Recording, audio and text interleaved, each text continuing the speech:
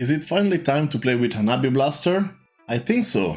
With Dusk Till Dawn arrival and the new meta, I think the Hanabi Blaster Dash is a good choice. First of all, I need to give credits to Sir Rabbit from the Fresh and Buzz Discord. They came up with the list and shared it with me. Also, Sigma from the same Discord worked with Sir Rabbit on the list. The deck has been performing pretty well for me. I won an armory with it, and also the bots are having good success with it. And I'm planning to bring this to Nationals weekend. Hanabi Blaster. The third time you play a card with boost, you put a counter on it. And then you remove 2 counters to attack for 5 with Overpower. Overpower means that you can block it with only 1 action card.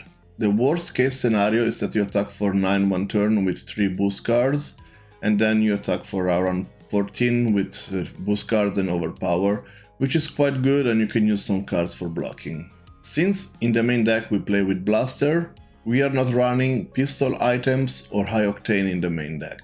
We are trying to reliably play 3 boost cards per turn with a 3 to 5 card hand, and every 2 turns we can unleash the Blaster.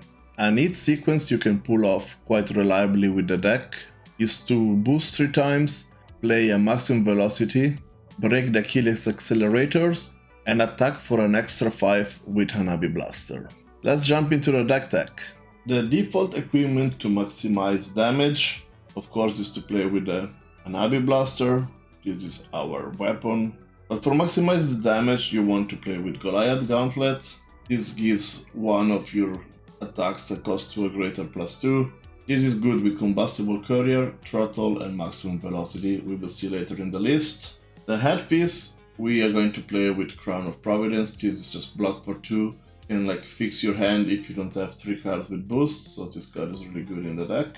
As said before, our boots are Achilles Accelerator, because we can continue the chain after a maximum velocity, and then you can attack with the Hanabi Blaster. And the last, the chest piece, it's Tackle of Foundry Heart. This is a default equipment you want to play in most of the matchups. One thing that is different than usual is to start with the Hyperdriver. You want to start with Hyperdriver in most of the matchups. This facilitates us playing more cards. You can play a 0, for example, a 0 to 60, and then you have 1 resource. You can play a Zipper Hit, for example, for free. We are playing with Spark of Genius. This is not a boost card, but it's good because after you boost, for example, 3 times, and putting a counter on the Hanabi Blaster, you can use Spark of Genius for 0, you get a Teklo Core, and then you draw a card and put it into the arsenal. And this is gonna help you with the big combat chains. As I said, we are playing with Teklo Core, we're playing with 3. This card is really useful to get because you can have bigger turns with more resources, but you want to start with Hyperdriver. And then the last item that I'm playing in the list, it's a Tackle Pounder. Usually you play this when you have an off turn or if you're starting first. You can get the Tackle Pounder out and start pounding. We are playing with lots of the boost cards that cost 0 or 1, so you can operate on a few resources, and Hyperdriver is there to assist you with that. So we are playing with the full 9 0 to 60, the full 9 T-Bones, the full 9 Zipper Hits. Then we're gonna play with Pulse Wave Harpoon, which is a nice disruptive card. If you're not familiar with this is not only a boost card, but also you can look at your opponent's hand and grab a card from it from blocking. And then we're playing High Speed Impact. This card is not seen too much play sometimes, but if this hits the next attack, you boost his combat chain against Dominate. So it's almost a pseudo must block. Also, we're playing selective 2-cost cards. Combustible Courier is a really good card because it's a must block. Because if this hits, your next attack get +3. And in conjunction to the Goliath Gauntlet to give it +2, you can dish out a lot of damage if they don't block. Or otherwise, the opponent has to throw 2 to 3 cards in front of it. Especially if you have Tackle Pounders, you're guaranteed to get 3 cards. We are playing only with 7 throttles. We are playing only 1 yellow. This is for make space for other cards such as the Hyperdriver and the yellow T-Bones and some of the items. I think it's a reasonable choice to play only one throttle in the 60s.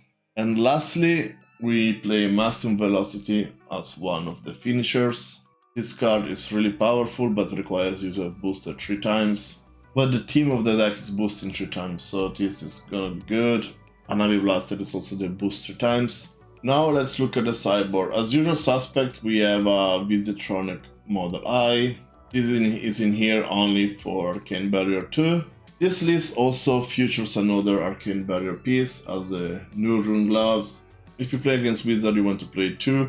If you play against Rune Blade, I think you want to play the second one as well. So this and Achilles Accelerators both have Arcane Barrier, so you can break the Achilles Accelerators more freely, and you don't need to worry about dying to Arcane damage because you're gonna still have a piece of Arcane damage barrier.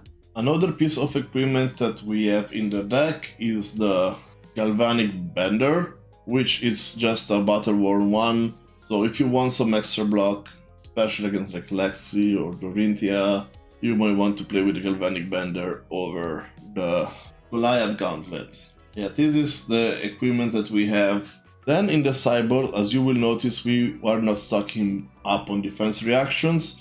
Instead, we are only playing 2 generic cards in the all 80s, and those cards is a Reinforce the Line.